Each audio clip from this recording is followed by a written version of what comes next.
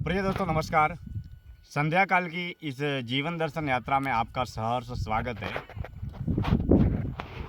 तन के भीतर मन है और तन और मन से ही जीवन का निर्माण होता है।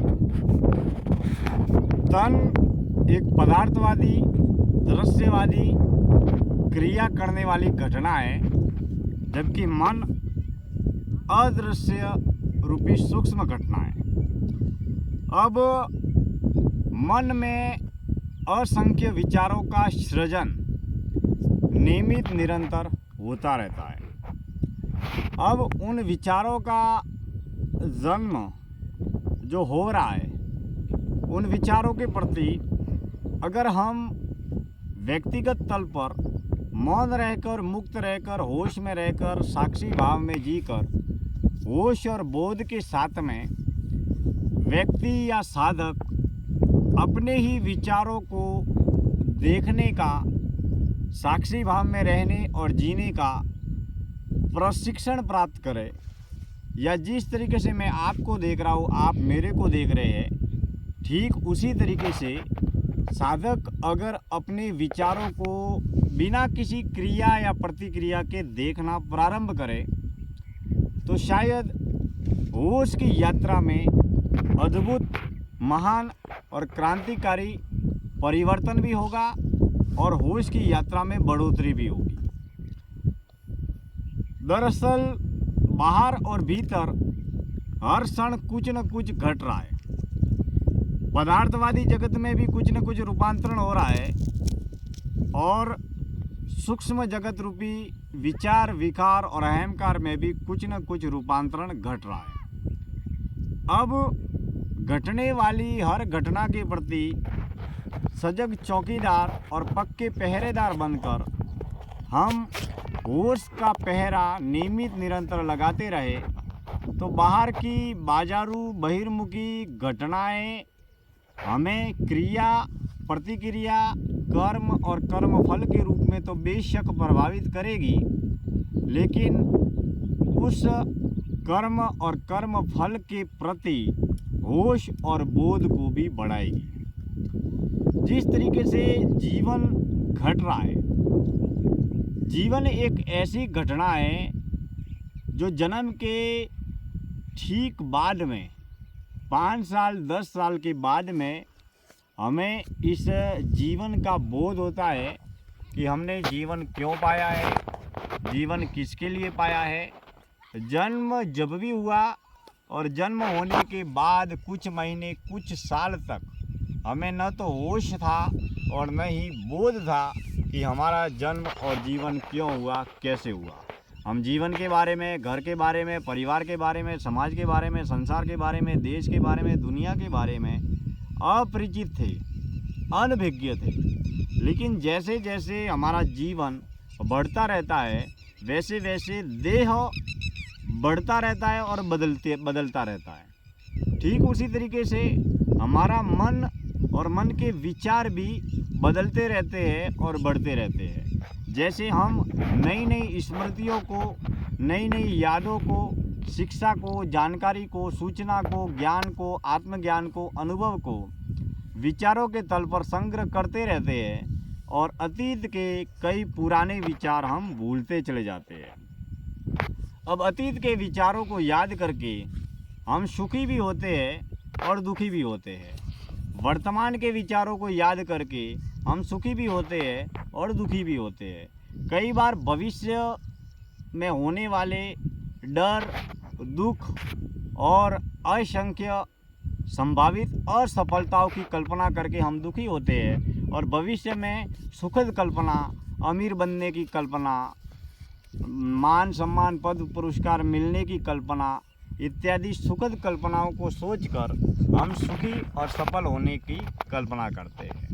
मित्रों, हर कर्म, हर घटना के प्रति हमें किसी दृश्य, घटना, क्रिया, कर्म, संसार, बाजार को बदलना नहीं है, बदलने के लिए प्रयास भी नहीं करना है। हालांकि जीवन की ज़रूरतों को घर, परिवार, समाज, संसार और बाजार के कर्म, कर्तव्य के किरदार को अदा करने के लिए बेशक साधक को सांसारिक बाजारू जगत में संघर्ष भी करना पड़ेगा, कर्म भी करना पड़ेगा और परिश्रम भी करना पड़ेगा। लेकिन हर कर्म घटना को बदले बिना अभी इस पल इस क्षण जो हो रहा है उसके प्रति बस जागरूक बने रहे, भीतर होश का दिया जलता रहे और बाहर बेशक बेहोशी का बाजार भले बढ़ता रहे। सवाल अमीरी गरीबी का नहीं है, सवाल सफलता असफलता का नहीं है, सवाल सुख और दुख का नहीं है।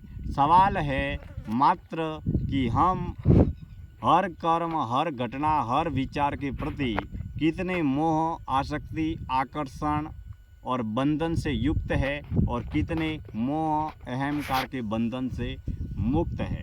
दोस्तों, अगर हम देश और दुनिया के मालिक बन जाए, दुनिया के सबसे ज़्यादा अमीर बन जाए, दुनिया के सबसे बड़े पद के मालिक बन जाए, देश और दुनिया का सबसे बड़ा पुरस्कार हमको मिल जाए, या हम सबसे बड़े ज्ञानी, विद्वान या बुद्धिमान बन जाए, लेकिन मान, सम्मान, पद, पुरस्कार, अमीरी, प्रसिद्धि, किसी भी सांसारिक बाजारू जगत की क्रिया प्रतिक्रिया, फल, कर्म फल के प्रति हमारा कोई मोह नहीं है, हमारी कोई आसक्ति नहीं है, हमारा कोई आकर्षण नहीं है, हमारा कोई अहंकार नहीं है, बस मात्र हम किरदार अदा करते हैं, तो बेशक हम सब कुछ पाकर, सब कुछ होकर, हम सब कुछ बनकर भी भीतर के तल पर मौन रहेंगे, मुक्त रहेंगे। अर्थात हम केवल नाटक के तौर पर संसार के बाजार में ग्रस्त जीवन में रहते और जीते हुए मात्र एक कर्म का किरदार अदा कर रहे हैं। हम मात्र एक पात्र है,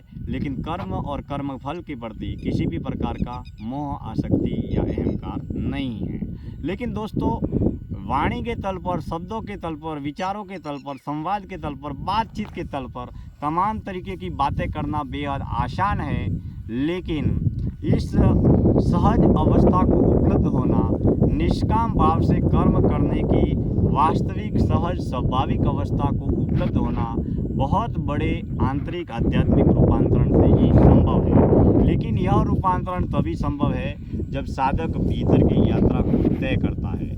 मित्रों, हम अक्सर यह कहते हैं कि कर्म करें और फल की इच्छा न करें, लेकिन कर्म करते हुए भी हम सुखी और दुखी होते हैं और फल को प्राप्त करके भी हम सुखी और दुखी होते हैं।